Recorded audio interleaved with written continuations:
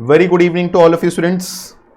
आज हम लोग एक सेकेंड बहुत ही मज़ेदार सेशन के साथ में वापस हैं based on economics. Class 11th की इकोनॉमिक्स लास्ट सेशन में हम लोगों ने स्टार्ट किया था और लास्ट सेशन में हमने आपको इंट्रोडक्शन बताया था कि ये जो आपका क्लास 11th का पूरा स्टैटिस्टिक्स है ये दो हिस्से में, इकोनॉमिक्स है ये दो हिस्से में बटा हुआ है। एक है आपका माइक्रो इकोनॉमिक्स जो कि आपको पढ़ना है और दूसरा आपको पढ़ना होगा अबाउट स्टैटिस्टिक्स पोर्शन। हमने आपके साथ में इकोनॉमिक्स वाला पोर्शन स्टार्ट किया था। हमने आपको लास्ट सेशन में ये भी गाइड किया था कि हम लोग किस तरीके से पढ़ाएंगे, क्या अपना पैटर्न ऑफ टीचिंग होगा, ईच एंड एवरीथिंग। ठीक है, अब देखिए आज के सेशन में हम लोग क्या कर रहे हैं। आज के सेशन से हम लोग एक नया चैप्टर है जो कि स्टार्ट कर रहे हैं। आज स्टार्ट करने से पहले मेरी आपसे एक ही रिक्वेस्ट है कि हम जब भी आपको कुछ कहें, कहने के लिए, रिपीट करने के लिए, आप लोग उसको साथ साथ में कहिएगा या रिपीट ज़रूर से करिएगा। जब भी हम आपको कुछ कहते हैं कहने के लिए, साथ साथ में रिपीट करने के लिए, आप उसको साथ साथ में रिपीट ज़रूर से करिएगा। Believe me students, when your economics classes will be over you will feel कि नहीं ठीक है हमको तो सब कुछ आ गया है, एकदम ज़बान पर है। ठीक है, तो I just need one thing from you कि when I am asking you to speak out something, when I am asking you कि नहीं अब आप कहो इसको साथ साथ में रीड करो, तो बहुत एक्टिवली रीड करिएगा। ठीक है, अगर आप इक्वली इन्वॉल्व हो करके आप क्लासेस कर रहे हैं तो you will actually enjoy the session. तो सब लोग तैयार? सब लोग तैयार? जिन लोगों ने भी रिसेंटली ज्वाइन किया है अपना नाम एक बार और मेंशन कर दीजिए। जल्दी से आप लोग भी अपना नाम मेंशन कर दीजिए जिन लोगों ने भी रिसेंटली ज्वाइन किया, खास करके जिन्होंने अपने नाम से ज्वाइन इन नहीं कर पाए हैं। अक्षरा सिंह, जानवी एंड प्रियांशु। ठीक है, चलो जो लोग ऑलरेडी कर चुके हैं इट्स ओके। जानवी सिंह, ठीक है, गुड। चलो तो अब स्टार्ट करते हैं हम लोग आज का सेशन। ध्यान से सुनिए, आज हम लोग स्टार्ट करने वाले हैं एक बिल्कुल नए टॉपिक के साथ में। टॉपिक का नाम है प्रोडक्शन पॉसिबिलिटी कर्व। ध्यान से सुनिए, इस टॉपिक का नाम है प्रोडक्शन पॉसिबिलिटी कर्व। इस टॉपिक का नाम है पीपीसी। पीपीसी, पीपीसी का पूरा नाम production possibility curve. Production possibility curve. हम लोग लास्ट सेशन में ये सीख रहे थे कि इकोनॉमिक्स हर कोई अपने अपने नजरिए से करता है ये जानने के लिए कि आखिर अपने रिसोर्सेज का बेस्ट यूटिलाइजेशन कैसे किया जाए। तो इकोनॉमिक्स एक प्रोड्यूसर के पॉइंट ऑफ व्यू से भी होता है। एक प्रोड्यूसर के पॉइंट ऑफ व्यू से इकोनॉमिक्स कैसे होता है? एक प्रोड्यूसर ये जानना चाहता है कि आखिर वो कितना प्रोडक्शन कर सकता है, उसने जो प्रोडक्शन किया वो इनफ था या नहीं था, वो अच्छा था या नहीं था। जैसे से फॉर एग्जाम्पल, सभी लोग हमको एक बार जवाब दीजिएगा, आप लोगों का ओपिनियन हम जानना चाहेंगे। से फॉर एग्जाम्पल हमने कहा कि एक प्रोड्यूसर ने 800 यूनिट्स बनाए, उसने कम यूनिट बनाए या ज्यादा? बताओ, उसने 800 यूनिट्स बनाए, कम यूनिट बनाए या ज्यादा? इज इट लेस और is it more? Low, high, कुछ भी कहो। अच्छा है, खराब है, कम है, ज्यादा है, कुछ भी। Any opinion? थोड़ा अजीब सा सवाल है। 800 यूनिट बनाए एक प्रोड्यूसर ने, मीडियम है सर, वाह, डिप्लोमेसी, लेस है। ठीक है, सुनो ध्यान से। Compare to which, yes exactly. हम 800 बना रहे हैं तो कम है या ज्यादा है? कैसे बता देंगे? कैसा सवाल है कि 800 बनाए हैं कम है कि ज्यादा है? भैया 800 बनाए ये कम या ज्यादा तो तब बोलेंगे जब ये जानेंगे कि बना कितना सकते थे।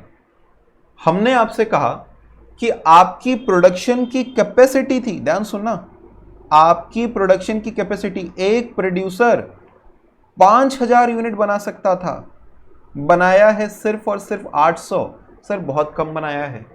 क्या कर रहा है ये प्रोड्यूसर?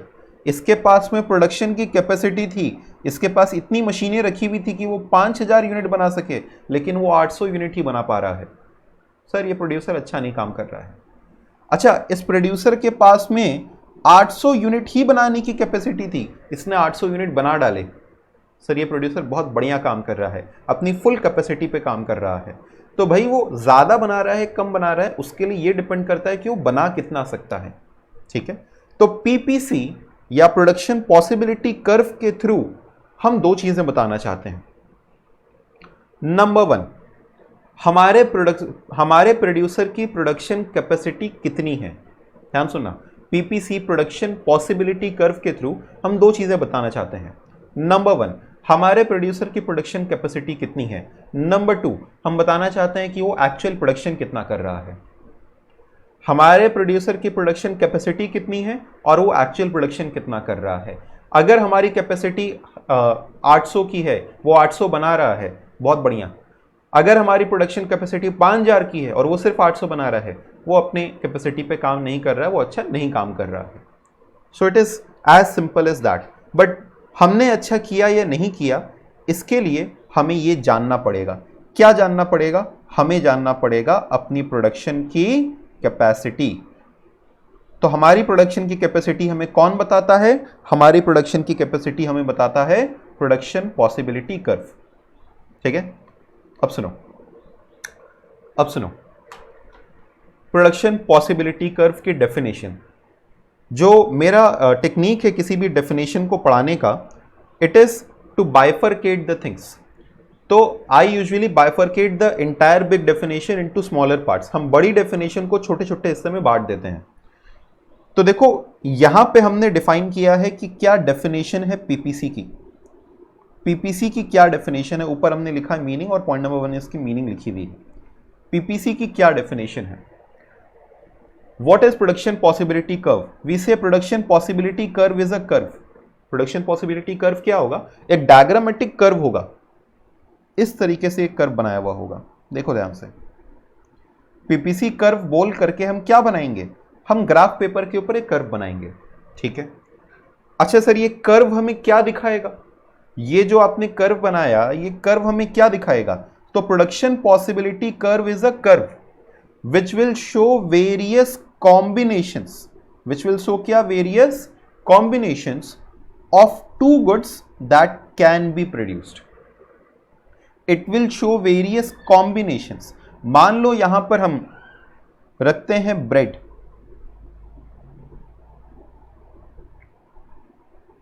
या वीट, चलो हम उसको वीट लिख देते हैं, और यहां पर हम रखते हैं राइस। अब देखो अगर हमारे पास में कुछ जमीन है, हो सकता है हमारे पास में ऑप्शन हो कि राइस हम कुछ हिस्से पे उगाएं और कुछ हिस्से पे वीट उगाएं, कुछ हिस्से में चावल, कुछ हिस्से में गेहूं उगाएं। ठीक है, दोनों ही की खेती हम कर सकते हैं, दोनों की हम खेती कर सकते हैं, हमारे पास दोनों का ही ऑप्शन अवेलेबल है। तो राइस उगाएं या वीट उगाएं। अब ये पॉइंट्स हमें क्या दिखा रहे हैं? ये पॉइंट्स दिखा रहे हैं कि हमारे पास में कौन कौन सी प्रोडक्शन की पॉसिबिलिटीज हैं। ये पॉइंट हमें क्या दिखा रहा है? ये पॉइंट हमें ये दिखा रहा है कि हमारे पास में कौन कौन सी प्रोडक्शन की पॉसिबिलिटीज हैं। प्रोडक्शन की पहली ये पॉसिबिलिटी है, दूसरी ये पॉसिबिलिटी है, तीसरी ये पॉसिबिलिटी है। तो ये क्या है? ये पॉइंट्स कॉम्बिनेशंस हैं। इस वाले कॉम्बिनेशन में आप वीट इतना यूनिट बनाएंगे और राइस इतनी यूनिट बनाएंगे। ध्यान से देखो, नीचे का एक कर्व है, ये एक कर्व है, इस कर्व के इस पॉइंट पर आप इतना बनाएंगे वीट का, मान लो हम कहें कि ये 5 kg है, और इतना बनाएंगे आप राइस का,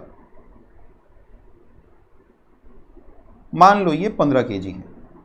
या फिर हो सकता है कि आप 10 kg बनाएं किसका?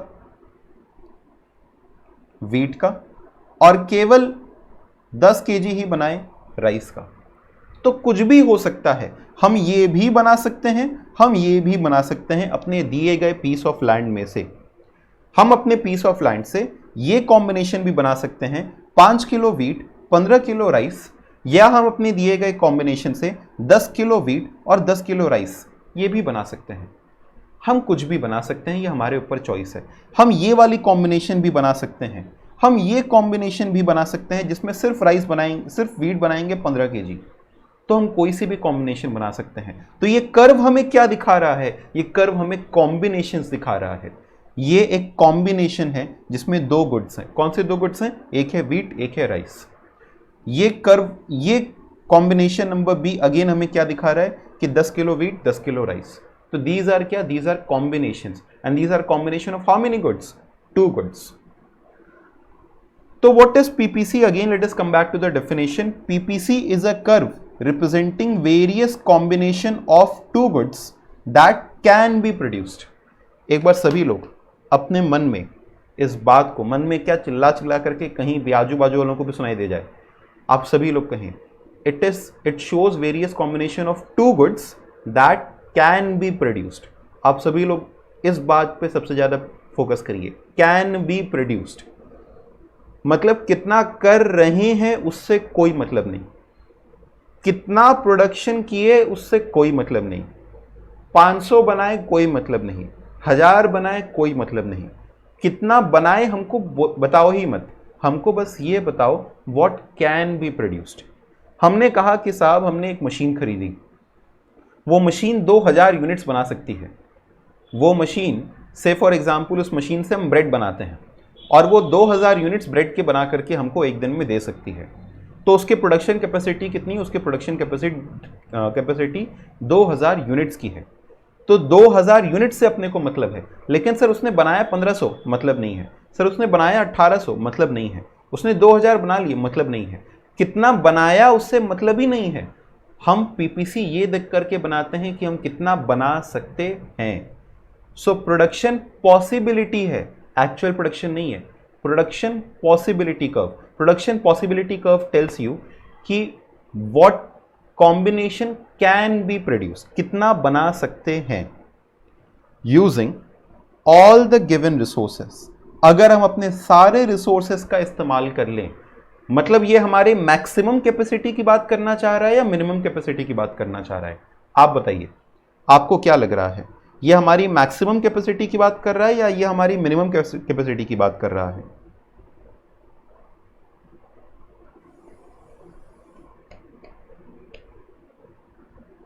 ये हमारे मैक्सिमम कैपेसिटी की बात कर रहा है।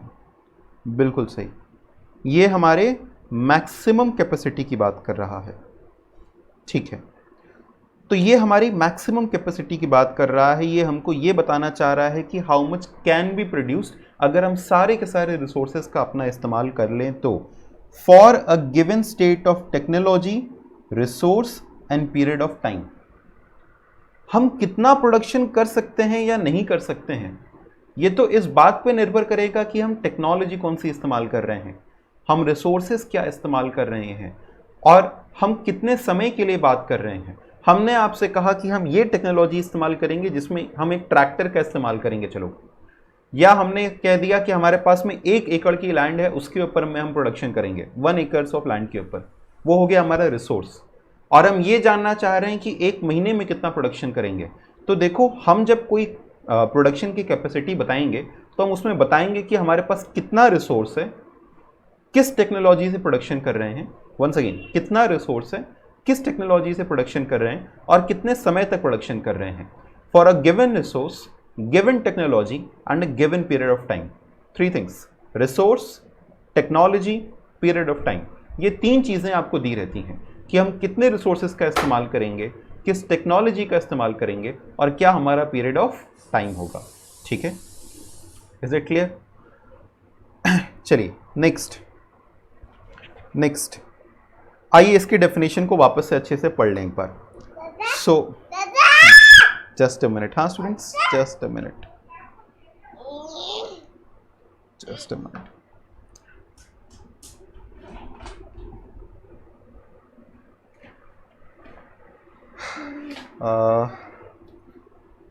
Okay, please wait. हाँ,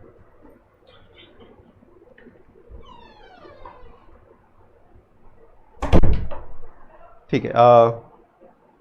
वो मेरा छोटा सा भतीजा था जो कभी कदार मेरी क्लासेस में पढ़ने आ जाता है। चलो सुनो, तो what is PPC? PPC we say is a curve. Once again, इस बार आप साथ साथ में कहिएगा, what is production possibility curve?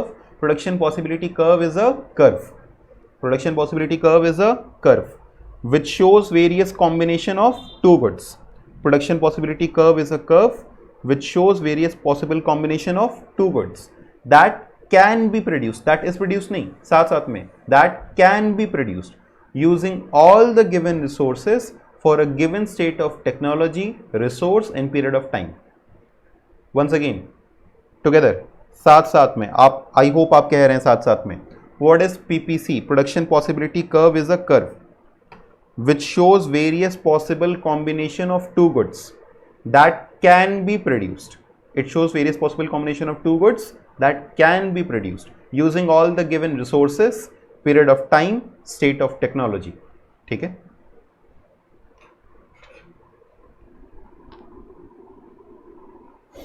बताइए क्या ये डेफिनेशन क्लियर है? Is this definition clear? अभी नीचे के डायग्राम पे दोबारा आएंगे, but is this definition clear?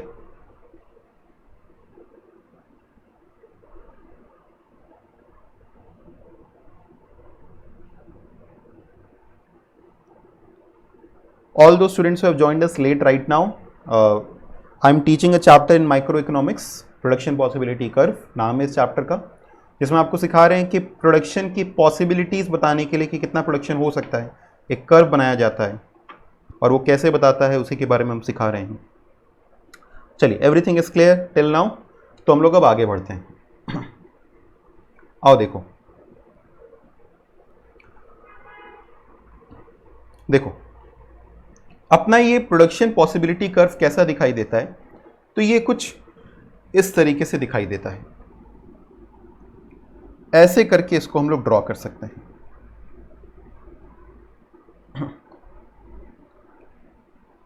ये हो गया आपका पीपीसी, मतलब क्या? Production possibility curve. Once again, इसके ऊपर में क्या है? यहां पे गुड एक्स या गुड ए, गुड बी, कुछ भी हो सकता है.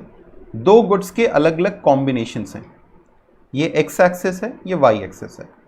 जैसे ऊपर एक टेबल बना करके हमने ये दिखाने की कोशिश की है.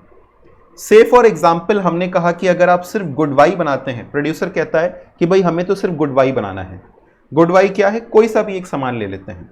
ठीक है. से फॉर एग्जाम्पल हमने आपसे कहा कि चलो गुड वाई क्या है? Good Y here refers to, good Y will here refer to machines. Good X will refer to, अच्छा ये केजी में दिया हुआ, I can not write machines over here. तो वही पुराना एग्जाम्पल लेते हैं, इस बार कम्युनिटी बदल देते हैं. Onions. Good X here refers to potatoes. ठीक है, आलू और प्याज. तो you can produce 150 kg of onion. अगर आप सिर्फ वाई गुड बनाते हैं या गुड बी बनाते हैं, मतलब आप सिर्फ अनियन बना रहे हैं, तो आप कितना बना सकते हैं? 150 kg. या तो फिर आपके पास में ऑप्शन है कि आप 1 kg एक्स का बनाइए, 1 kg आप एक्स का बनाइए. तो हमने 1 kg एक्स का बनाया, और लेकिन अब वाई का आप सिर्फ कितना बना पाएंगे? 130 kg. तो हमने कहा कि अगर हम इसका इतना बना रहे हैं तो हम वाई का कितना बना पाएंगे? सिर्फ और सिर्फ 130 kg. 130 kg. ठीक है. इस डायग्राम को थोड़ा और अच्छा कर लेते हैं.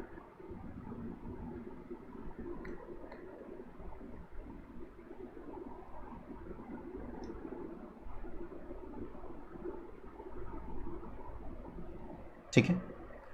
से फॉर एग्जाम्पल हमने कहा कि अगर आप गुड एक्स का 2 kg बनाना चाहते हैं तो आप गुड वाई और कम बना पाएंगे. आप ये बना पाएंगे सिर्फ और सिर्फ 100 kg. तो आप देख सकते हैं कि जैसे जैसे हम गुड ए और ज़्यादा बनाते जाएंगे तो फिर गुड बी हम और कम बनाते जाएंगे.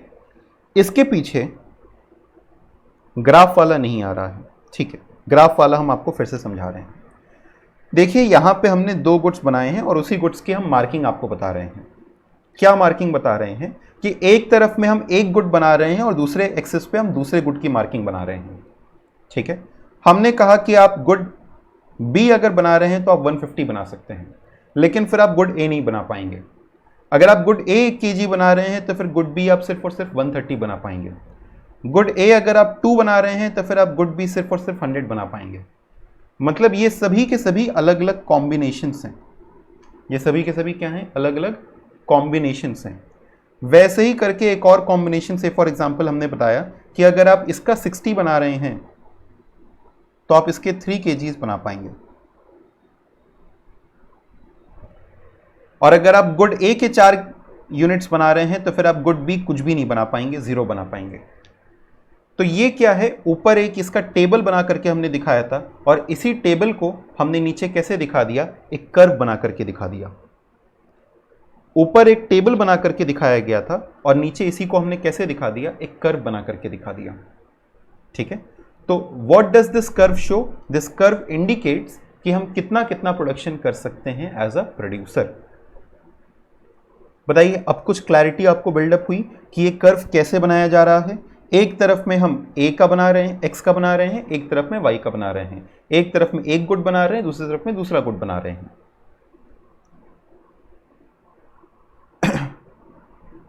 बताइए, क्या अब ये क्लियर हुआ? Because I will be taking one more example.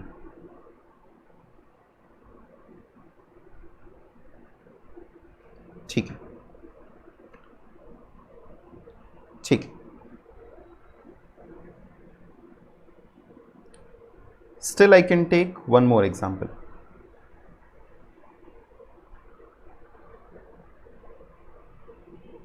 चलो आप एक टेबल बना करके ही देखते हैं। एक टेबल बनाते हैं और उसके साथ साथ में कर्व को ड्रॉ करते हैं। मान लो हमारे पास में 2 गुड्स हैं। ठीक है, इस बार गुड का कोई नाम नहीं देते हैं, गुड का नाम दे देते हैं गुड ए और गुड बी।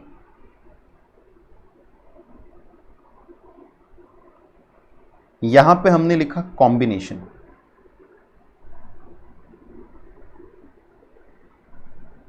तो ये पहली कॉम्बिनेशन थी।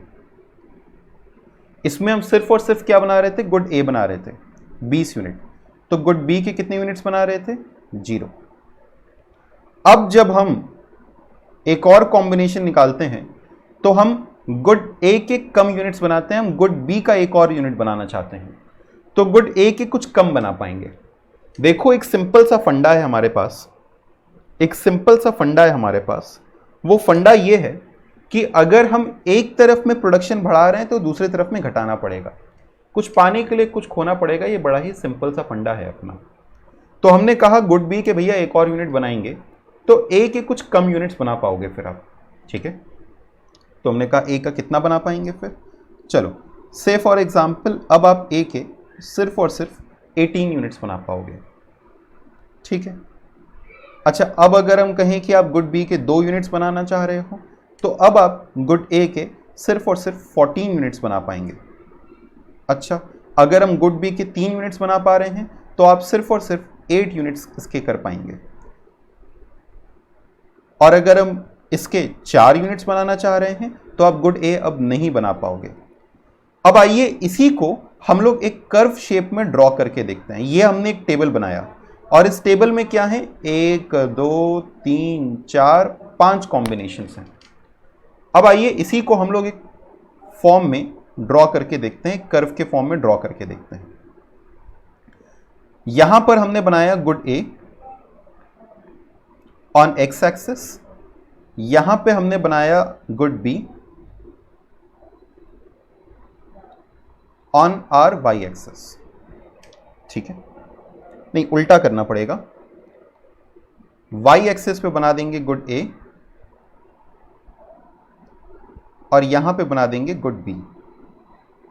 ठीक है, शुरुआत में आप क्या बना रहे थे, शुरुआत में आप बना रहे थे गुड ए, कितना यूनिट्स, 20 यूनिट्स। तो इसका कितना बना रहे थे, 0। फिर आप कितना बना रहे थे, 18 यूनिट्स। तो इसका कितना बना पा रहे थे, 1। फिर आप कितना बना रहे थे, ए के 2 यूनिट्स। तो इसका कितना बना पा रहे थे, 14। फिर आप इसका कितना बना रहे थे, 3 यूनिट्स। तो इसका कितना बना पा रहे थे, 8। और जब आप इसके 4 यूनिट्स बना रहे थे तो इसका कितना बना पा रहे थे, 0। तो अब अगर हम इसको ज्वाइन कर दें अब अगर हम इसको ज्वाइन कर दें तो हमारा ये प्रोडक्शन पॉसिबिलिटी कर्व बन जाएगा। ऑब्वियसली उतना एग्जैक्ट शेप बनता हुआ नहीं दिखाई देगा आपको जैसे पीछे दिखाई दे रहा था, बट इसका शेप अगर हम इसको और अच्छे से बना देंगे तो इसका शेप कुछ ऐसे करके आपको बनता हुआ दिखाई देगा। सर ये ऐसा शेप क्यों बन रहा है और क्या यही टेबल है, इस टेबल को बनाने के पीछे क्या लॉजिक है या क्या किस तरीके से आप बना रहे हैं, ये सब बातें हम आगे समझाएंगे। बट आई होप अब आपको ये कर्व ड्रॉ करना, ये कर्व प्लॉट करना आ गया होगा। हालांकि आपको कर्व प्लॉट करना नहीं है, लेकिन ये कर्व कैसे बनाया गया है ये आपको समझ में आ गया होगा। ये दो अलग अलग गुड्स के कॉम्बिनेशन से बनाया गया। चलो ठीक है, तो अभी तक हम लोगों ने क्या सीखा? What is production possibility curve? Production possibility curve is a curve which shows various possible combinations, which shows various possible combination of two goods that can be produced, that is produced नहीं, सबसे जरूरी word, that can be produced using the given resource, state of technology and period of time. अब आओ देखते हैं, आगे।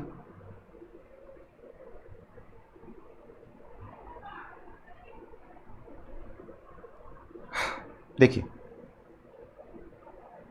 what is the shape of PPC curve? What is the shape of PPC curve? PPC curve का shape क्या होता है, production possibility curve का शेप क्या होता है और कैसे करके इसको बनाया जाता है। ऊपर हमने अभी आपको टेबल पढ़ा दिया और बाकी चीज़ें पढ़ा दी, अब इसके शेप के ऊपर आते हैं। प्रोडक्शन पॉसिबिलिटी कर्व का शेप क्या होता है? तो प्रोडक्शन पॉसिबिलिटी कर्व का शेप होता है downward sloping. Production possibility curve का शेप क्या होता है? तो ये होता है डाउनवर्ड स्लोपिंग।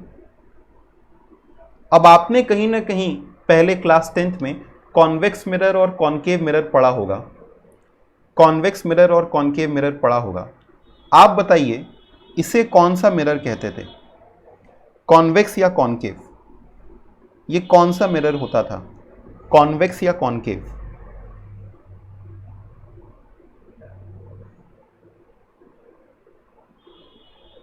ये कॉनकेव मिरर होता था, ये कॉनकेव मिरर होता था। अरे ध्यान से देखना, ध्यान से देखना, हमने ये डायग्राम अभी कंप्लीट नहीं किया था। ध्यान से देखना जरा सा, हमने डायग्राम कंप्लीट नहीं किया था। कौन सा मिरर है ये?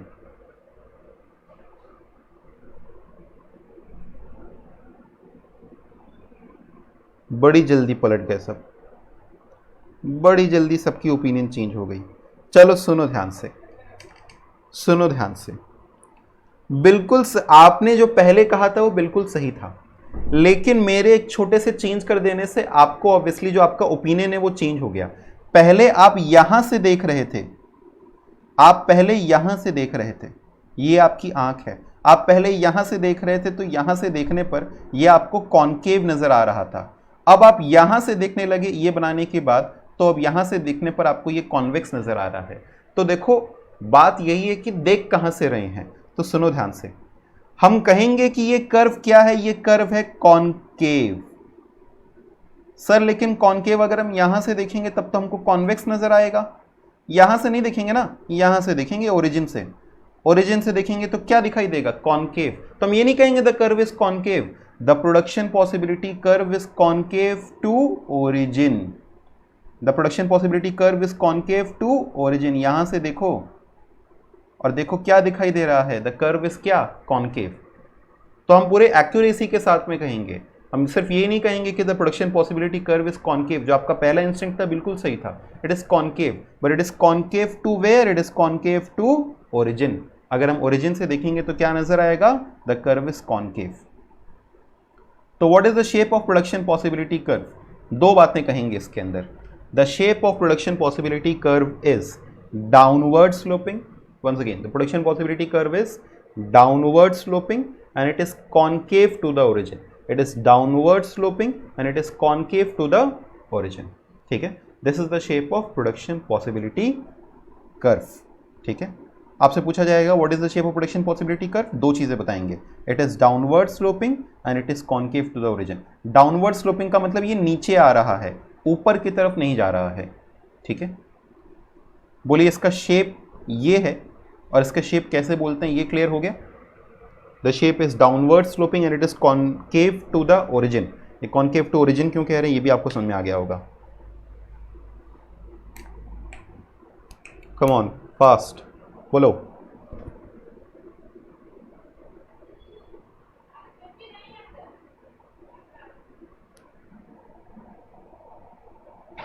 Clear?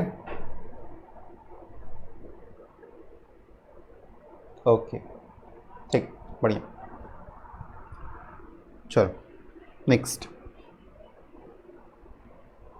Okay thank you. Next topic पर आते हैं। अब देखिए आपको कहा गया कि ये बताओ कि आखिर ये डाउनवर्ड स्लोपिंग क्यों है। ये बताओ कि ये डाउनवर्ड स्लोपिंग क्यों है और ये कॉन्केव टू द ओरिजिन क्यों है। क्यों आपने ऐसा किया कि इसको डाउनवर्ड स्लोपिंग बनाया और क्यों ऐसा किया कि कॉन्केव टू द ओरिजिन बनाया। तो इसको डाउनवर्ड स्लोपिंग बनाने का एक बड़ा ही सिंपल सा रीजन था। से फॉर एग्जांपल अगर हम आपसे कहें कि आपके पास में एक पेन है और एक पेंसिल है। मान लो ये पेंसिल महंगी वाली है और ये पेंसिल 10 रुपए की है। पेन भी थोड़ा चलो महंगा है, पेन 20 रुपए का है, ठीक है। तो से फॉर एग्जाम्पल अगर हम आपसे कहें कि ये पेंसिल 10 रुपए की, ये पेन 20 रुपए का, आपकी जेब में है 100 रुपए। आपकी जेब में कितने पैसे हैं? 100 रुपए। ये बताइए आप इससे कितनी पेन खरीद सकते हैं। आपकी जेब में है 100 रुपए, आप इससे कितनी पेन खरीद सकते हैं? कम ऑन स्टूडेंट्स, आप इससे कितनी पेन्स खरीद सकते हैं? 5। ये वाली पेन 20 रुपए वाली, आप इससे कितनी खरीद सकते हैं? 5, ठीक है। अच्छा, अब अगर आप 2 पेंसिल भी साथ में खरीदना चाहें, हाँ जी 20 वाली, कितनी खरीद सकते हैं? 5। अब अगर आप इसके साथ साथ में 2 पेंसिल भी खरीदना चाहें तो बताइए कितनी पेन हम खरीद पाएंगे? 4। तो क्या हम ये कह दें कि पेंसिल पाने के लिए हमें पेन की कुर्बानी करनी पड़ गई? पेंसिल पाने के लिए हमें पेन की कुर्बानी करनी पड़ गई। क्यों साहब? पेन खरीद रहे थे 5। अब जवाब देना, आप खुद इसका आंसर दे सकते हैं। आप जब पेन 5 खरीद रहे थे, पेन 5 खरीदते ना, पेंसिल अलग से खरीद लेते, क्या दिक्कत थी? जब पेन 5 खरीद रहे थे तो खरीदते रहते उसको, पेंसिल अलग से खरीद लेते, क्या दिक्कत थी? बता दो क्या दिक्कत थी और आपको जवाब अपने आप मिल जाएगा। क्या दिक्कत थी? पैसे उतने ही थे जी, सिर्फ 100 रुपए थे, सिर्फ 100 रुपए थे। इसका मतलब हमारे पास लिमिटेड रिसोर्सेस थे। हमारे पास क्या थे? लिमिटेड रिसोर्सेस थे। यस एग्जैक्टली, बिल्कुल सही जवाब। हमारे पास लिमिटेड रिसोर्सेस थे, तो हमें कुछ पाने के लिए कुछ खोना पड़ता है। कुछ पाने के लिए कुछ खोना पड़ता है। तो कुछ पाने के लिए क्यों खोना पड़ता है कुछ भी? क्योंकि हमारे पास लिमिटेड रिसोर्सेज हैं। तो अगर एक गेन कर रहे हैं, क्या गेन कर रहे हैं बताओ? इस कर्व के अंदर में जब हम आगे बढ़ रहे हैं, सभी लोग आंसर करें, जब हम इस कर्व में आगे बढ़ रहे हैं तो क्या गेन कर रहे हैं और क्या सैक्रिफाइस कर रहे हैं? प्लीज आंसर, हम क्या गेन कर रहे हैं और क्या सैक्रिफाइस कर रहे हैं?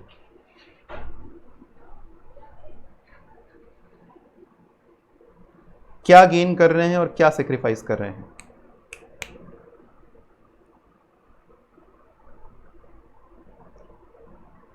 Come on fast.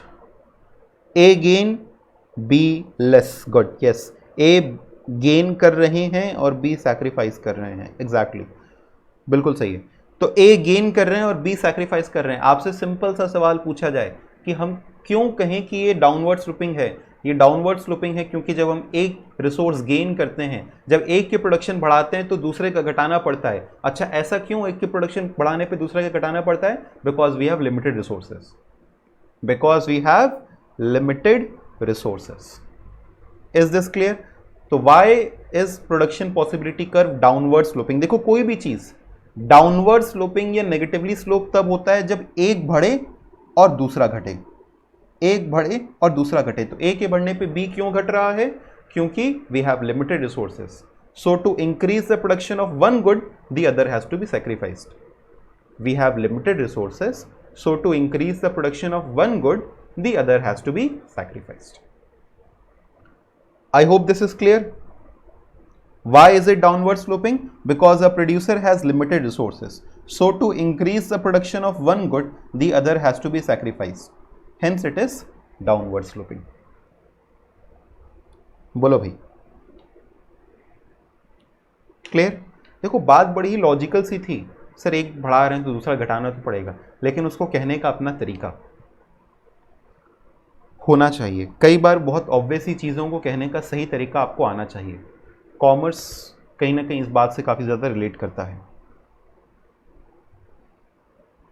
I hope everybody is clear. ठीक है, क्लियर, चलो बढ़िया। अब हम आपको आज का सबसे मज़ेदार कॉन्सेप्ट सिखाने वाले हैं। मतलब ये आपको सीख करके एक्चुअल में मज़ा आएगा, और सदियों से हम ये एग्जाम्पल एक लेते आ रहे हैं।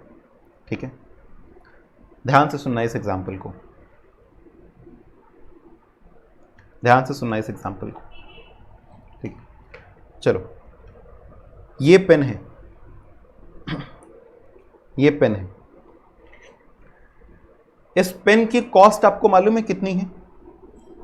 इस पेन की कॉस्ट है, एक पेन है जिसकी कॉस्ट है ₹8। एक पेन है, सॉरी ₹6। इसकी कॉस्ट कितनी है? ₹6। अब दो लोग हैं, दो लोग हैं। हम कोई भी दो नाम ऊपर से एक बार ले लेते हैं, कोई भी दो नाम एक बार ऊपर से ले लेते हैं। चलो लेट अस टेक 2 नेम्स। एक है से फॉर एग्जाम्पल उमंग, और एक है चेष्टा। चलो उमंग, चेष्टा। ठीक है, आई होप हमने नाम सही लिखा है, STA है। ठीक है, सुनो अब सुनिए भाई साहब। उमंग ने कहा कि सर ये पेन हम आपसे ₹8 में खरीद लेंगे, और चेष्टा ने हमसे कहा कि सर ये पेन हम आपसे ₹10 में खरीद लेंगे। ठीक है, उमंग भाई साहब कह रहे हैं कि सर ये पेन आप हमको बेचिए, ₹8 में हम आपसे खरीद लेंगे, और चेष्टा हमसे कह रही है कि सर आप ये पेन हमको दीजिए, हम आपको ₹10 में इसे खरीद लेंगे।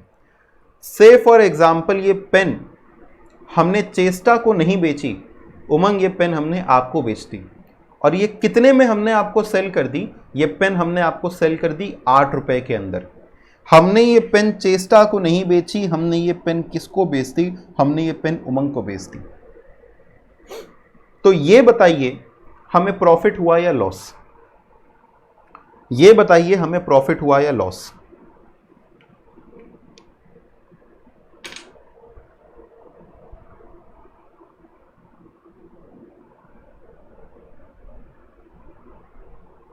₹2 का प्रॉफिट, ₹2 का लॉस, ऐसा नहीं होता साहब। या तो प्रॉफिट या तो लॉस, एक जवाब देंगे सब। एक कह रहा है ₹4 का लॉस, दो लोग ने कहा प्रॉफिट, विवेक ने कह दिया प्रॉफिट भी और लॉस भी। कॉस्ट से प्रॉफिट। चलो सुनिए सभी लोग, सुनिए सभी लोग। जो लोग हमको लॉस कह रहे हैं, जो लोग हमको लॉस कह रहे हैं, हम आपको बता दें आपका जवाब सही है। और जो लोग प्रॉफिट कह रहे हैं, एक सेकंड हम देख लें अकाउंट्स का टीचर कहीं अगल बगल तो नहीं है। हाँ, जो लोग हमको प्रॉफिट कह रहे हैं, हाँ आपको बता दें, आप अकाउंट्स की क्लास में जाके कहिएगा प्रॉफिट है, इकोनॉमिक्स के टीचर के सामने मत कहिएगा कि प्रॉफिट है। अकाउंट्स की क्लास में जाके कहना सर प्रॉफिट हुआ है। अकाउंटेंसी वाला टीचर कहेगा हाँ ठीक है प्रॉफिट है बच्चा, बहुत सही। इकोनॉमिक्स का टीचर कहेगा लॉस है। सर ऐसा कैसे? अकाउंट्स का टीचर अलग बात कहेगा, इकोनॉमिक्स का टीचर अलग बात कहेगा। हाँ जी, बिकॉज अकाउंट्स में अलग कॉन्सेप्ट चलता है और इकोनॉमिक्स में अलग कॉन्सेप्ट चलता है। इकोनॉमिक्स में कॉन्सेप्ट चलता है अपॉर्चुनिटी कॉस्ट का। सुनिए साहब, इसमें कॉन्सेप्ट क्या होता है? इसमें कॉन्सेप्ट होता है अपॉर्चुनिटी कॉस्ट का। हमने कहा कि हमें प्रॉफिट नहीं हुआ, हमें लॉस हो गया। हमने कहा कि हमें प्रॉफिट नहीं हुआ, हमें लॉस हो गया। लेकिन लॉस कैसे हो गया, अब हमें यह साबित करना है। हमने ये तो कह दिया कि जिन लोगों ने लॉस कहा था, हमने ये तो कह दिया कि जिन लोगों ने लॉस कहा था उनका जवाब सही है। अब बस ये बताओ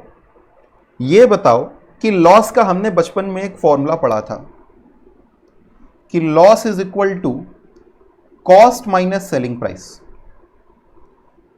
सेलिंग प्राइस तो हमको मालूम है कि उमंग को बेचे हैं तो 8 रुपए है। कॉस्ट कितनी है? कॉस्ट कितनी है? तो कॉस्ट आप जब भी कहेंगे आप कहेंगे 6 रुपया, और अगर आप कॉस्ट कहेंगे 6 रुपये तो साहब सेलिंग प्राइस बड़ा हो गया, कॉस्ट कम हो गया। आप मेरी बात समझिएगा और सुनिएगा। अगर आप कह देंगे कॉस्ट 6 रुपये तो कॉस्ट तो कम हो गया ना सेलिंग प्राइस से, तो लॉस कहां हुआ? प्रॉफिट हो गया। फॉर्मूला में कोई बदलाव नहीं है। ध्यान से सुनिएगा, आप मेरी इस दिक्कत को आई होप आप समझ पा रहे हो। हम ये कह रहे हैं कि साहब लॉस कहां से हो गया? जब कॉस्ट कम है और सेलिंग प्राइस ज्यादा है तो लॉस कहां से हो गया? हम कह रहे हैं कि सर कॉस्ट 6 रुपए है ही नहीं, कॉस्ट तो सर 10 रुपए है। अच्छा, कॉस्ट 10 रुपए अब कैसे पहुंच गई? कॉस्ट तो आपने कहा था 6 रुपए है। देखिए, 6 रुपए की एक्चुअल कॉस्ट है और 4 रुपए की अपॉर्चुनिटी कॉस्ट है। 6 रुपए की एक्चुअल कॉस्ट है और 4 रुपए की अपॉर्चुनिटी कॉस्ट है। सभी लोग एक बार मेरे साथ साथ में कहेंगे, अपॉर्चुनिटी कॉस्ट का मतलब क्या? जो कमा सकते थे लेकिन नहीं कमा पाए। वंस अगेन, अपॉर्चुनिटी कॉस्ट का मतलब क्या? जो कमा सकते थे लेकिन नहीं कमा पाए। जो हम अर्न कर सकते थे बट नहीं अर्न कर पाए। जो हमने सैक्रिफाइस कर दिया। ये बताओ, उमंग को बेचने से क्या हम जो चेष्टा से 4 रुपए कमा सकते थे, क्या हमने वो सैक्रिफाइस नहीं कर दिए? बता रहे हैं कैसे। उमंग को बेचने की वजह से हम चेष्टा से जो 4 रुपए कमा सकते थे, क्या वो हमने सैक्रिफाइस नहीं कर दिए? क्या वो हमने सैक्रिफाइस नहीं कर दिए? जी बिल्कुल कर दिया। उमंग को बेचने की वजह से चेष्टा से जो 4 रुपए कमा सकते थे वो हमने सैक्रिफाइस कर दिया। तो हम कहेंगे कि साहब जब हमने उमंग को अपना कोई गुड सेल कर दिया ना, तो जो हमारी कॉस्ट है उसको ऐसे देखिए निकालते हैं। अब कॉस्ट को ऐसे निकालेंगे, हम कहेंगे कि कॉस्ट इज इक्वल टू 6 रुपए जो हमने एक्चुअल लगाए प्लस जो अपॉर्चुनिटी कॉस्ट है। क्या नाम है इसका? Opportunity cost. This is opportunity cost, 4 रुपए।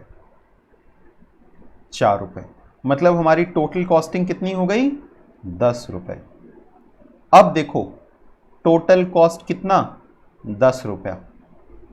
और सेल्स कितने, या रेवेन्यू, सेल्स कह सकते हैं, चलो इसको, सेल्स कितने की? 8 रुपए की। तो हमें लॉस कितने का हो गया? 2 रुपए का।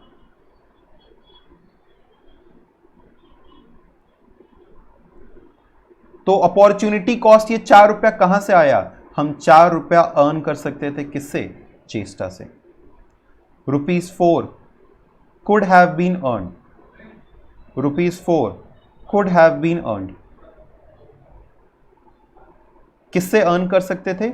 चेष्टा से अर्न कर सकते थे। तो ये जो 4 रुपए हम कमा सकते थे लेकिन नहीं कमा पाए, once again, that money which could have been earn, that revenue which could have been earn, वो पैसा जो हम कमा सकते थे बट हम नहीं कमा पाए, हमने सैक्रिफाइस कर दिया, that is called as opportunity cost. ठीक है। तो सर जब चेष्टा को बेचेंगे, अच्छा आप सभी लोग बताइए, अगर हमने ये 6 रुपए की पेन चेष्टा को बेच दिया तो हम किसको नहीं बेच पाए? अगर हमने ये पेन चेष्टा को बेच दिया तो हम किसको नहीं बेच पाए?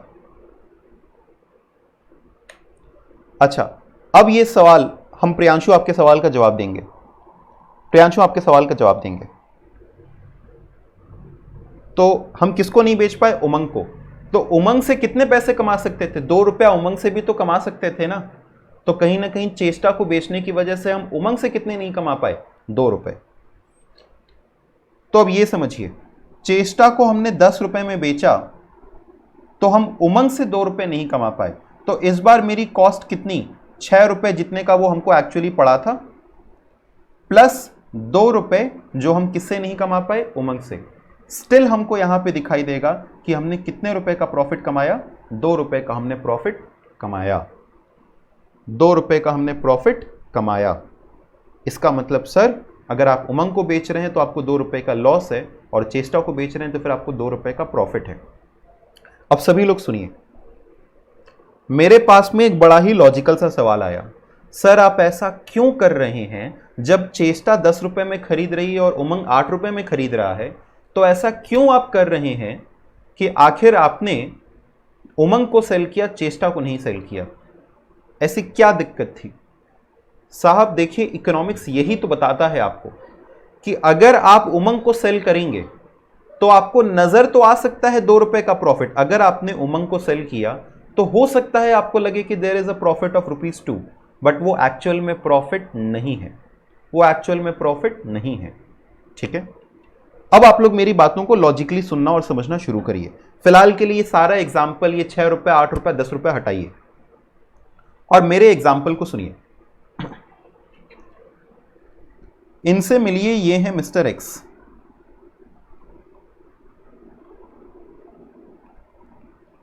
मिस्टर एक्स, अगर 2 ऑप्शंस हैं इनके पास। अगर ये बिजनेस करते हैं तो ये 1 लाख रुपए कमा पाते हैं, और अगर ये जॉब करते हैं तो ये 1.5 लाख कमा पाते हैं।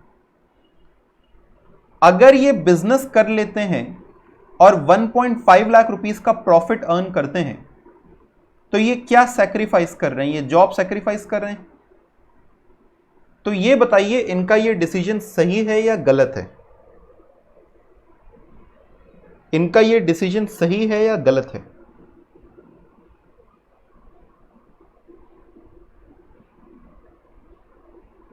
रॉन्ग डिसीजन है। क्यों? क्योंकि इन्होंने बिजनेस से 1 लाख रुपए के प्रॉफिट को अर्न करने के लिए 1.5 लाख रुपीस किसके सैक्रिफाइस कर दिए? जॉब के सैक्रिफाइस कर दिए। तो इकोनॉमिक्स आपको यही बताता है, इकोनॉमिक्स आपको यही बताता है कि देखो, आपको जो सही डिसीजन लेना चाहिए वो क्या डिसीजन लेना चाहिए? आपको सही डिसीजन यही लेना चाहिए कि आपको जॉब करनी चाहिए, आपको बिजनेस नहीं करना चाहिए। अगर आप 1.5 लाख रुपए जॉब से कमा सकते हैं तो आपको जॉब से 1.5 लाख रुपए कमाना चाहिए। Business will not give you profit in actual. आपको नजर आएगा प्रॉफिट है, बट असल में वो प्रॉफिट नहीं है, वो आपके लिए नुकसान है, क्योंकि आपके पास कहीं और अर्न करने की ज्यादा अपॉर्चुनिटी थी।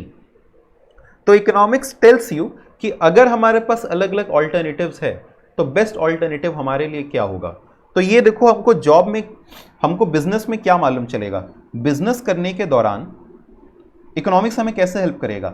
बिजनेस करने के दौरान वो हमको बताएगा कि देखो, हम अर्न कर रहे हैं कितना? हम अर्न कर रहे हैं 1 लाख, लेकिन इसकी वजह से हमने जॉब सेक्रीफाइस कर दिया। अगर हम बिजनेस करते हैं तो हमने जॉब सेक्रीफाइस कर दिया, मतलब हमने अपॉर्चुनिटी कॉस्ट कितनी बियर की?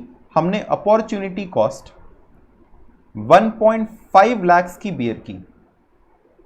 तो अल्टीमेटली आपको लॉस हुआ कितने का?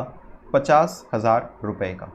तो इकोनॉमिक्स आपको बताएगा कि इस वजह से बिजनेस करने का डिसीजन सही नहीं है, आप जॉब के लिए जा सकते हैं। क्या आप मेरी बात समझ पाए कि अपॉर्चुनिटी कॉस्ट का क्या कॉन्सेप्ट होता है? क्या आप मेरी बात समझ पाए कि अपॉर्चुनिटी कॉस्ट का क्या कॉन्सेप्ट होता है? बोलिए जी, क्लियर? ठीक है, तो जैसा आपने हमसे ऊपर सवाल पूछा, तो आप बिल्कुल सही कह रहे हैं कि एक नॉर्मल पर्सन, एक आम आदमी अगर ये सिचुएशन को फेस करेगा तो वो कभी भी उमंग को, उस पेन को सेल नहीं करेगा, वो चेष्टा को ही करेगा। अगर उसे इकोनॉमिक्स आती है और उसने नॉर्मली अपना दिमाग लगाया तो फिर वो चेष्टा को ही सेल करेगा। अच्छा, ये तो सिंपल सिचुएशन थी, हम कॉम्प्लेक्स सिचुएशन भी बना करके दें तो इकोनॉमिक्स आपको डिसीजन लेने में मदद करता है। खैर, अपॉर्चुनिटी कॉस्ट के बारे में इससे ज़्यादा नहीं जानेंगे, बट एक और प्रैक्टिकल एग्जाम्पल हम आपसे लेंगे। ये एग्जाम्पल इसलिए लेंगे क्योंकि ये अगेन मेरी डेली लाइफ से रिलेट करता है। अभी कुछ दिन पहले मेरे घर पे एक गेस्ट आए थे और उनका क्या कहना था, उनकी सोच क्या थी, उनकी सोच के बारे में बताते हैं। आप बताइएगा, अब क्योंकि अब आप पढ़ रहे हैं तो आपको अपनी पढ़ाई को डेली लाइफ में इंप्लीमेंट करना आना चाहिए, आपकी सोचने का तरीका अब थोड़ा चेंज होना चाहिए। उन्होंने क्या कहा, उनका कहना था, क्योंकि वो खुद जॉब करते थे तो उनका सोचना कुछ अलग था। उनका कहना था कि सर, बिजनेस ने इस दौरान, लॉकडाउन के दौरान, किसी भी बिजनेस ने नुकसान कहाँ सहा। अगर किसी बिजनेस ने मान लो 2 महीने तक बिजनेस ओपन नहीं हुआ, कोई बिजनेस 2 महीने तक ओपन नहीं हुआ, तो क्या उसको कोई भी नुकसान हुआ, क्या कोई लॉस हुआ? क्योंकि उनका कहना था कि सर, उसने मान लो रेंट नहीं दिया, रेंट अगर माफ़ हो गया तो उसका कोई खर्चा नहीं हुआ, मान लो उसने सैलरी भी नहीं दी, तो क्या उसका कोई नुकसान नहीं है अगर उसने ये सब खर्चे नहीं इनकर किए तो? क्या उसका कोई लॉस हुआ? से फॉर एग्जाम्पल, अगर एक बिजनेस 2 महीने तक बंद है और 2 महीने तक उसने कुछ खर्च भी नहीं किया, तो भी क्या उसका कुछ लॉस हुआ?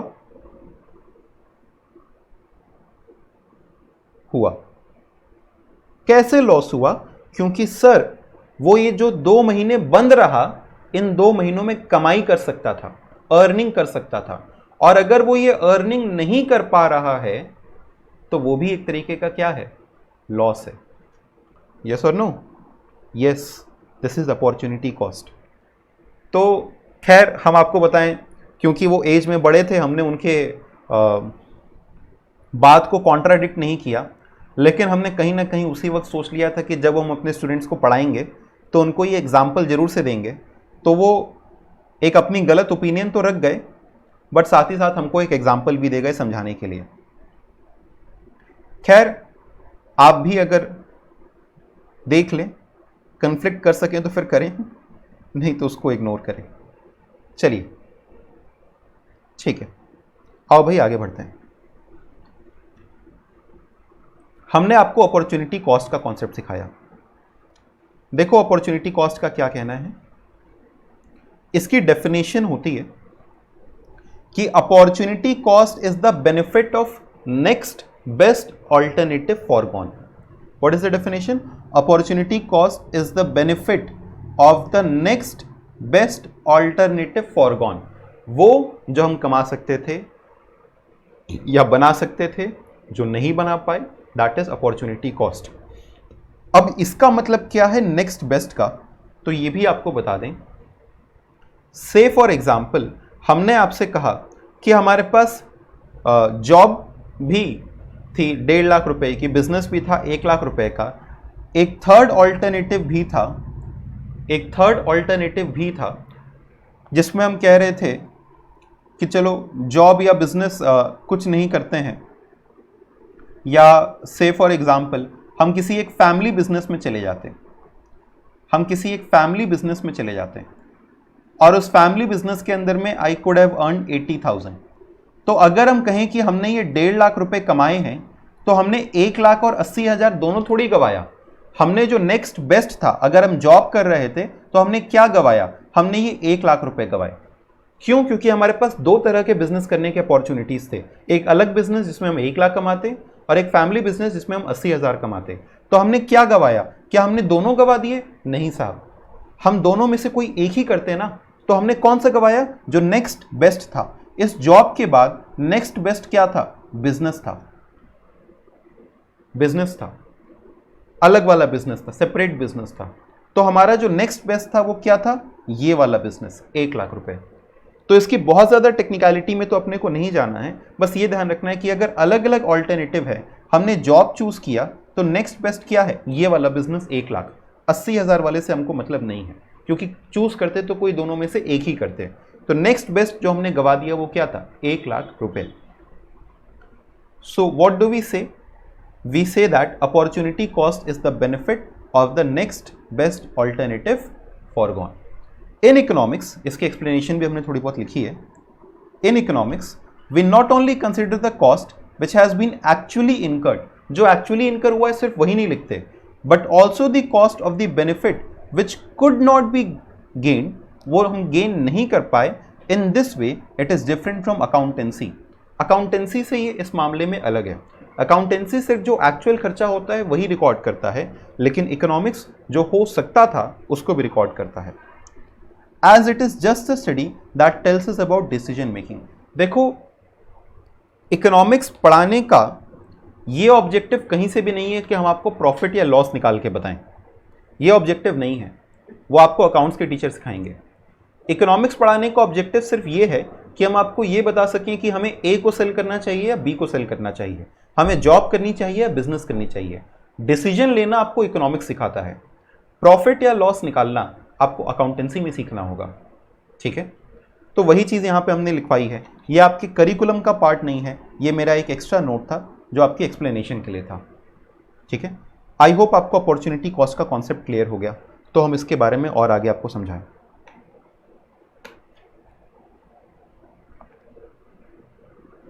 प्लीज से यस, ताकि हम लोग फॉरवर्ड अब और आगे बढ़े। कोई डाउट हो पूछ सकते हो। ठीक, बढ़िया, ओके, ठीक है। हम आपको याद दिलाते हैं कि अपना चैप्टर क्या चल रहा था। चैप्टर अपना चल रहा है पीपीसी, और इस चैप्टर में हमने आपको पहले सिखाया कि पीपीसी का मीनिंग क्या होता है। हमने आपको सिखाया कि इसका कर्व कैसे बनाते हैं। एक टेबल होता है जिसमें अलग अलग कॉम्बिनेशंस बताता है, उसको प्लॉट करके बना सकते हैं। और ये क्या दिखा रहा है, अलग अलग कॉम्बिनेशन दिखा रहे हैं टू गुड्स के। फिर हमने कहा देखो इसका शेप क्या होता है, इसका शेप होता है downward sloping concave to the origin. Repeat it, it is downward sloping concave to the origin. Next, अब देखिए इसके अंदर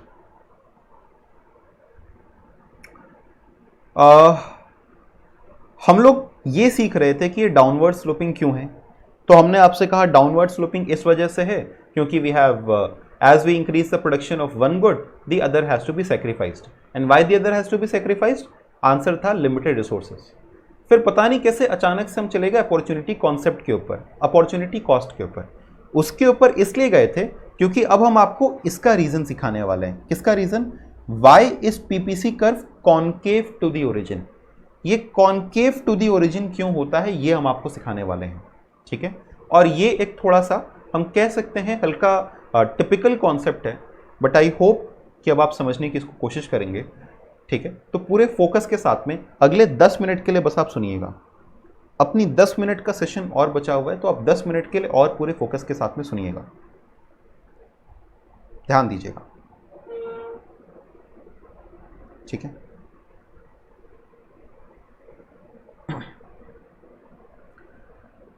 ये बताइए सभी लोग, जब यहां पे हमने गुड बी का 1 यूनिट गेन किया, हमने गुड बी का 1 यूनिट गेन किया, तो इसके लिए हमारी अपॉर्चुनिटी कॉस्ट क्या थी? हमको इसके लिए क्या सैक्रिफाइस करना पड़ा? Please think an answer. जब हमने गुड बी का इस टेबल में 1 यूनिट गेन किया, पहले एक भी नहीं बना रहे थे, फिर 1 यूनिट बनाया, तो हमारी अपॉर्चुनिटी कॉस्ट मतलब इसके लिए हमें सैक्रिफाइस क्या करना पड़ा? Please think an answer.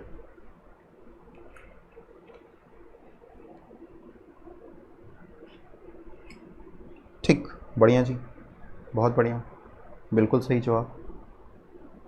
Good ए की प्रोडक्शन कितनी? आप लोग कह रहे हैं गुड ए सैक्रिफाइस करना पड़ा। अगर ये, तो फिर आप ये भी साथ साथ में बताइए कितना।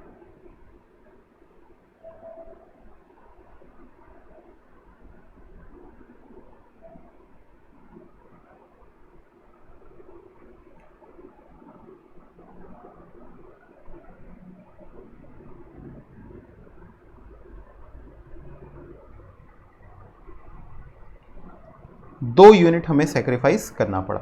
किसका सेक्रीफाइस करना पड़ा? गुड ए का। ठीक है जी, चलो आओ देखते हैं। आपने कहा यहां पे 2 यूनिट सेक्रीफाइस करना पड़ा। नेक्स्ट बताइए, जब गुड बी की एक और यूनिट गेन कर रहे हैं अब कितना सेक्रीफाइस करना पड़ा? प्लीज टेल मी, जब गुड बी की एक और यूनिट गेन कर रहे हैं तो अब कितना सेक्रीफाइस करना पड़ा? अब हमारी अपॉर्चुनिटी कॉस्ट क्या थी? 4 units of A for gaining 1 more unit of B. Now the opportunity cost was 4 units of A. ठीक है, नेक्स्ट एक और यूनिट गेन कर रहे हैं, अब कितना सेक्रीफाइस हुआ? एक और यूनिट गेन कर रहे हैं, अब कितना सेक्रीफाइस हुआ? ठीक है, बढ़िया। अब इसका सेक्रीफाइस हुआ 6, और एक और जब हमने गेन किया तो फाइनली इसका सेक्रीफाइस कितना हो गया? 8। एक और यूनिट जब हमने सेक्रीफाइस किया तो अब इसका सेक्रीफाइस, एक और यूनिट जब हमने गेन किया तो उसका सेक्रीफाइस कितना हो गया? 8। अब सुनिए, हम एक टर्म आपको सिखा रहे हैं, इस टर्म का नाम है एमओसी।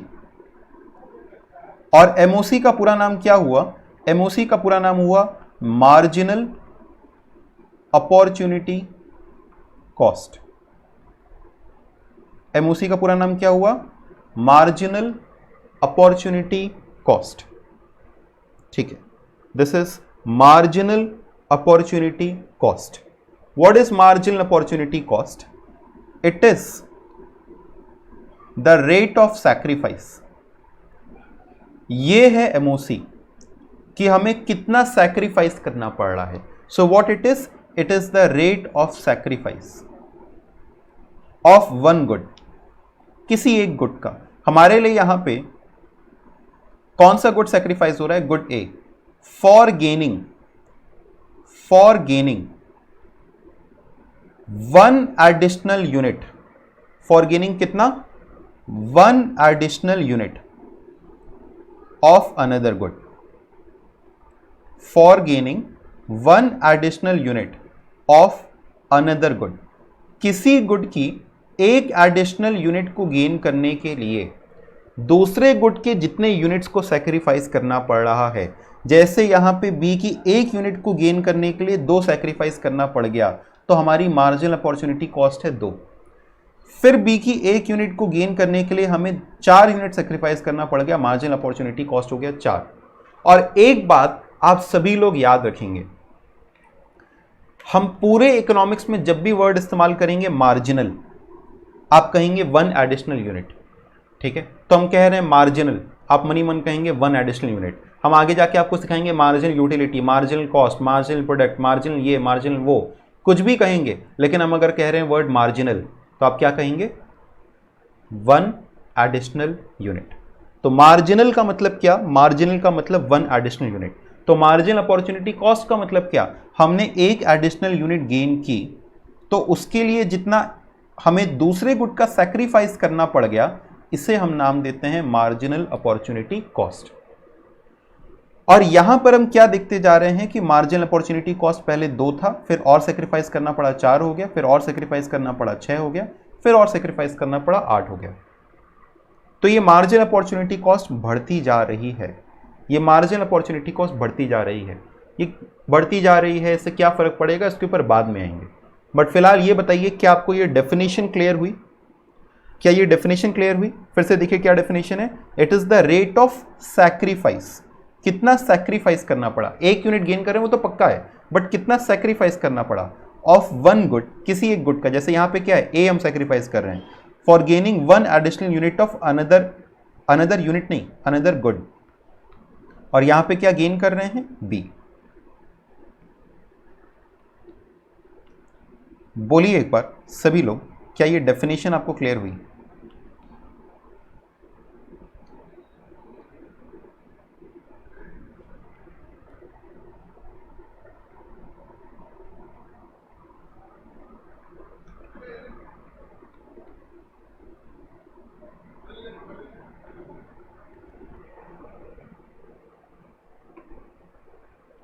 ठीक है, चलो ठीक है। So what is MOC? Marginal opportunity cost. It is the rate of sacrifice of one good for gaining 1 additional unit of another good. ठीक है, अब सुनिए वापस से, सवाल अपना ये था कि सर ये कॉनकेव टू द ओरिजिन क्यों था? तो अब इसका जवाब ये है, ये कॉन्केव टू द ओरिजिन इस वजह से है सिंस, ये कॉन्केव टू द ओरिजिन इस वजह से है since marginal opportunity cost increases. Marginal opportunity cost increase हो रहा है, इस वजह से ये कॉन्केव टू द ओरिजिन है। मार्जिनल अपॉर्चुनिटी कॉस्ट इंक्रीज हो रहा है, इस वजह से ये कॉन्केव टू द ओरिजिन है। ठीक है, अब आपको थोड़ा अजीब लगेगा, सर इस वजह से ये कॉन्केव क्यों है, इस वजह से ये कॉन्केव क्यों है? तो हम आपको एक रीजन दिखाते हैं इसका, आप ध्यान से देखिएगा।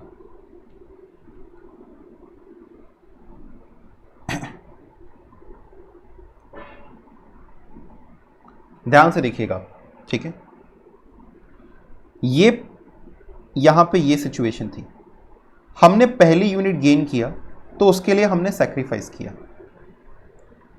क्या हम कह सकते हैं कि हमारी सैक्रिफाइस सिर्फ और सिर्फ, अगर आप ध्यान से देख पा रहे हो, हमारी सैक्रिफाइस सिर्फ और सिर्फ इतनी हुई, बहुत कम सैक्रिफाइस हुई। फिर हमने कहा चलो अच्छा एक और यूनिट गेन करते हैं, 2 यूनिट बनाते हैं।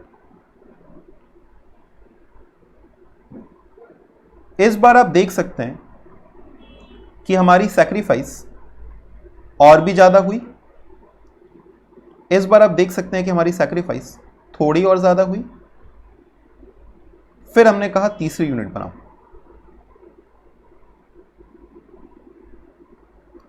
इस बार हमारी सैक्रिफाइस और ज्यादा हो गई, और अब आप देखिएगा चौथी और पांचवी पे जब हम लोग आएंगे, ये हो गया हमारा 4th यूनिट, और देखिए यहां पे ये 5th यूनिट। देखिए हर बार जो हमारी सैक्रिफाइस की रेशियो है वो बढ़ती जा रही है, हर बार जो हमारी सैक्रिफाइस की रेशियो है वो बढ़ती जा रही है, और आखिर तक में तो ये सबसे ज़्यादा हो गया। मतलब हर बार जो हम सैक्रिफाइस कर रहे हैं ये बढ़ता जा रहा है, और क्योंकि ये बढ़ता जा रहा है इसी वजह से इसका जो शेप है ये इस तरीके से कॉन्केव बनता जाता है, इसी वजह से इस तरीके से कॉन्केव बनता जाता है। अब ये थोड़ा सा मैथमेटिकली आपको सोचना पड़ेगा, हालांकि इसका रीजन आपसे कोई बहुत ज्यादा पूछा नहीं जाएगा एग्जाम में, नॉट टू बी आस्क्ड। हम आपको सिर्फ इतना पढ़ा दें कि एमओसी इंक्रीज कर रहा है इसलिए कॉन्केव है तो भी चल जाएगा, लेकिन हम आपको सिखाना चाहते हैं कि देखो ये इंक्रीज कर रहा है इस वजह से इसका शेप ऐसा बन जा रहा है। हम आपको बताएं अगर ये इंक्रीज न करता, अगर ये इंक्रीज न करता तो फिर जो इसका शेप है, मतलब अगर से फॉर एग्जांपल हमेशा कांस्टेंट रहता तो इसका शेप एक स्ट्रेट लाइन भी बन सकता था। लेकिन ये कॉन्केव क्यों बन रहा है? ये कॉन्केव बन रहा है क्योंकि मार्जिनल अपॉर्चुनिटी कॉस्ट इंक्रीज कर रहा है। Why it is concave to the origin? Because marginal opportunity cost increase करता जाता है तो इसका शेप एक स्ट्रेट लाइन नहीं बनता, ये थोड़ा ऊपर नीचे कर्व टाइप का बन जाता है, और ये इंक्रीज करता है इसलिए इसका शेप कॉन्केव बन जाता है। अगर हमेशा एक बराबर सेक्रीफाइस करते तो एक स्ट्रेट लाइन बन जाती। ठीक है, अब इसको मैथमेटिकली थोड़ा सोचना होगा और उसमें थोड़ा समय लगेगा, आई एग्री फॉर दैट। ठीक है, बट फिलहाल के लिए हमें इतना ध्यान रखना है कि why it is concave to the origin, it is concave to the origin because, जब भी आपसे पूछा जाए why it is concave to the origin, it is concave to the origin because of increasing. Why PPC या PPF is concave, अच्छा ये सब बस अभी हम नाम एक पीपीसी इस्तेमाल कर रहे हैं। Why PPC is concave? It is concave to the origin because of increasing marginal opportunity cost. तभी आप देखेंगे हमने जहां जहां पर भी शेड्यूल बनाया है, देखो यहां पे हमने पहली बार कितना सेक्रीफाइस किया 20, अगली बार कितना सेक्रीफाइस किया 30, फिर अगली बार कितना सेक्रीफाइस किया 40, सर फिर कितना अगली बार आपने सेक्रीफाइस किया 60। हर बार आप देखेंगे ये जो रेट है सेक्रीफाइस का ये इंक्रीज करता गया है। क्यों? क्योंकि जब ये रेट इंक्रीज करेगा तभी हमारा कर्व किस टाइप का शेप लेगा? ये शेप लेगा कॉन्केव टू द ओरिजिन। ठीक है स्टूडेंट्स, क्या इतना बताने में इतना हम आपको क्लियरली कम्युनिकेट कर पाए कि why it is concave to the origin? आपका आंसर इतना तक सफिशिएंट है। इसके बाद का ये जो पोर्शन है, ये जब अपना चैप्टर फिनिश हो जाएगा तो क्योंकि एग्जैक्टली बहुत ज़्यादा करिकुलम का पार्ट नहीं है तो हम इसके ऊपर भी आएंगे, but not required right now. क्या इतना तक आपको क्लियर हो गया कि जब आपसे पूछा जाए why it is concave to the origin, it is concave to the origin because of increasing marginal opportunity cost. What is marginal opportunity cost? It is the rate of sacrifice of one good for gaining one additional unit of another good. I hope this is clear. ठीक है, okay, bang on. I hope आप लोग समझ पा रहे हैं इसको. And next session में हम लोग वापस से पीपीसी की डिस्कशन को कंटिन्यू करेंगे. देखो, इसको डिस्कस करना है, फिर इसके ऊपर में काफ़ी कुछ डिस्कशन है अपने पास में. कुछ पास्ट क्वेश्चंस हैं, ढेर सारे प्रैक्टिस क्वेश्चंस हैं अपने पास में, इनको भी हम लोग प्रैक्टिस करेंगे. So we have our own pattern of preparation. इसी तरीके से कंटिन्यू करेंगे. कल के सेशन के आज आप लोग में से कई लोग ऐसे थे जो कि थोड़ा लेट से ज्वाइन किए थे. It is a humble request as well as I am a teacher, तो I can command you as well कि आप थोड़ा और टाइमली ज्वाइन कर लें. अगर आप 5 मिनट और पहले ज्वाइन कर लेंगे, अपनी अटेंडेंस को मार्क कर देंगे, तो ज़्यादा बेहतर रहेगा. ठीक है, तो नेक्स्ट सेशन से आप और पहले ज्वाइन कर लें. अगर आप कोई सवाल पूछना चाहते हैं हमसे, तो फिर आप वो सवाल पूछ सकते हैं.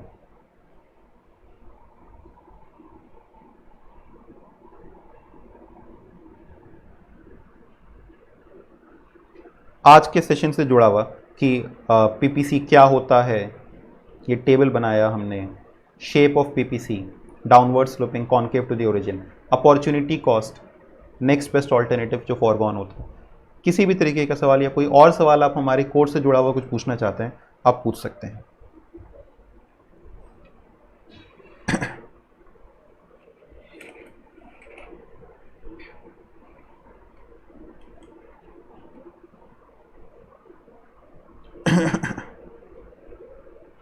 चलिए, जितने लोग अभी लाइव बने हुए हैं, 2 मिनट के लिए और एक बार लाइव बने रहें.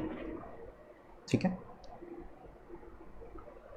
those who are viewing it in recorded, thank you so much.